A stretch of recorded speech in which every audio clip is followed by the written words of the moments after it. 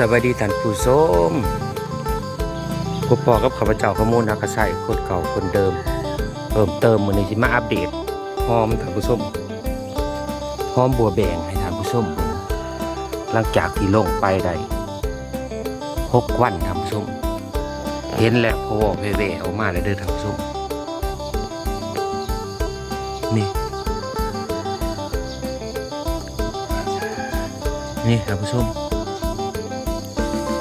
ออกมาแล้วพอแว่ๆอยู่กำลังยายท่านผู้ชมเลยตัวออกไว้ตัวออกสาเด้อแต่ว่าเห็น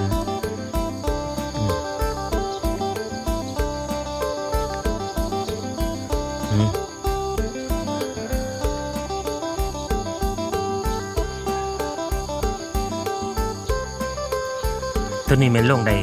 6 วันเด้อท่านผู้ชม6 วันตัวนี้นะนานนี่ลง3 นานเนาะ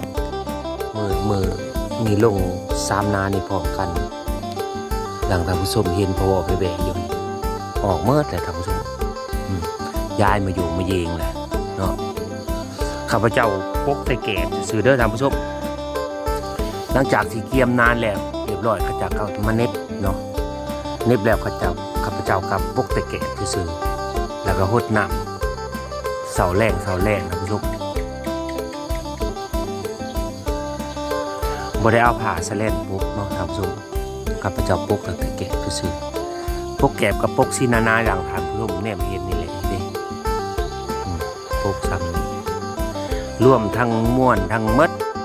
ก็มีอยู่10 นานท่านผู้ชมแต่ว่ามันเป็นนานบ่ใหญ่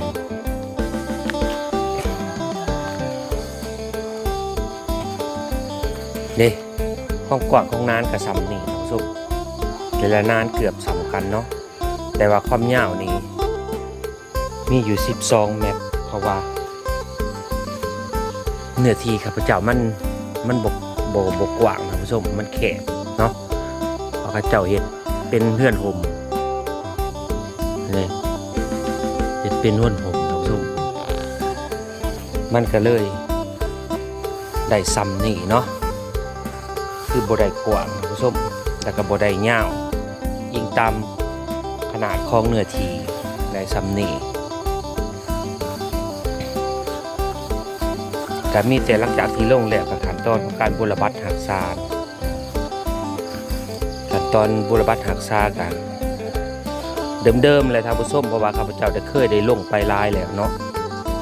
เกี่ยวกับการบูรบัตหักษาหรือกับวิธีการปลูกสำหรับหอมบัวแบงเนาะทานได้ที่เคยติดตามข้าพเจ้ากันสีหูเลยเนาะ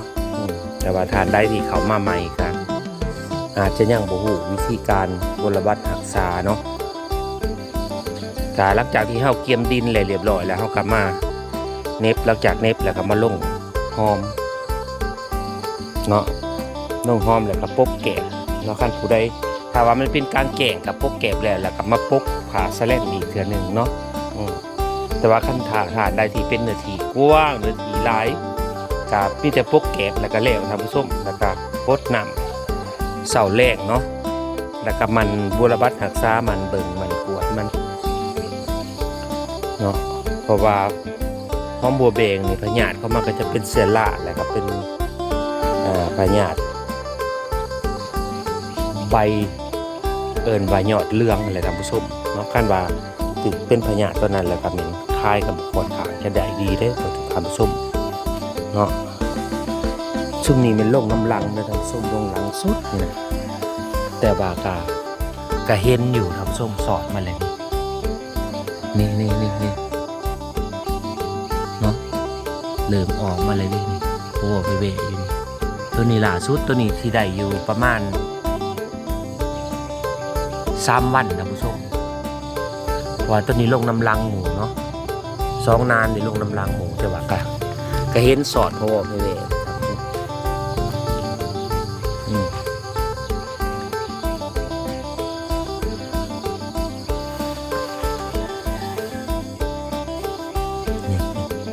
ส้มเห็นนี่สอดเลยนี่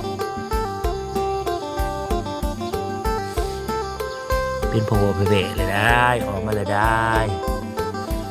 3 วันนึงก็เห็นเลยได้ท่านผู้ชมเนาะก็อาจจะยังบ่ทันได้สะดุดตาปานใดเนาะท่านผู้ชมเพราะว่ามันยังน้อยยังออกใหม่อยู่ดิหอมบัวแบง3 วันท่านผู้ชมออกมาเลยเนาะเพราะว่าช่องนั้นนี่ลงน้ำลังหมูเนาะคือต้นคลิปข้าพเจ้าลงก่อนได้6 วันนี่แหละครับผู้ชมเนาะ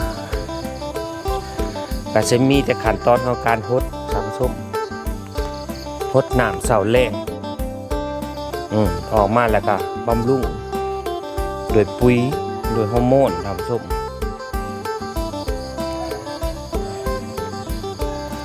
กะสีประมาณนี้แหละเนาะท่านผู้ชมขอบใจท่านผู้ชมที่ติดตามแต่ต้นจนจบส่วนเป็นกำลังใจแก่ข้าพเจ้าในการเห็นคลิปโดยการกดไลค์กดแชร์กดติดตามเป็นการส่งเสริมข้าพเจ้าในตัวกะชิก็ลาท่านผู้ชมไปเพียงเท่านี้พบกันคลิปหน้าบ๊ายบาย